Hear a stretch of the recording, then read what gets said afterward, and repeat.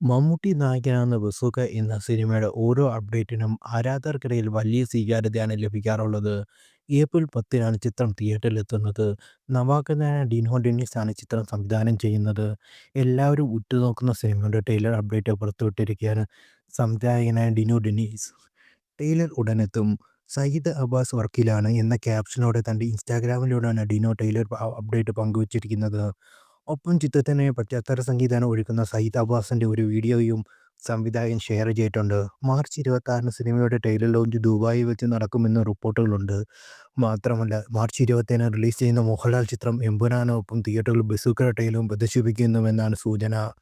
മലയാളത്തിലെ ഇക്കാലത്തെ മികച്ച തിരക്കഥാരചയിതാക്കളിലൊരാളായ കരൂർ ഡെന്നീസിൻ്റെ മകനാണ് ഈ ചിത്രത്തിൻ്റെ സംവിധായകനായ ഡിനോ ഡെന്നീസ് എന്നതും ബസൂക്കയുടെ പ്രത്യേകതയാണ്. മമ്മൂട്ടിക്കൊപ്പം പ്രസിദ്ധ തമിഴ് സംവിധായകനും നടനുമായ ഗൗതം വാസുദേവ് മേനോൻ നിർണായക കഥാപാത്രമായി അവതരിക്കുന്നുണ്ട്. ബെഞ്ചമിൻ ജോഷുവ എന്ന കഥാപാത്രമായിട്ടാണ് ഗൗതം മേനോൻ ഈ ചിത്രത്തിൽ വേഷമിട്ടിരിക്കുന്നത്. ചിത്രത്തിൽ സിദ്ധാർത്ഥ് ഭരതൻ, ബാബു ആന്റണി, ഹക്കീം ഷാജഹാൻ, ഫഹം അരുൺ, ഡീൻ ഡെന്നീസ്, സുമിത് നേവൽ, ദിവ്യ പിള്ള, സ്പടിൻ ജോർജ് എന്നിവരാണ് മറ്റു പ്രധാന താരങ്ങൾ.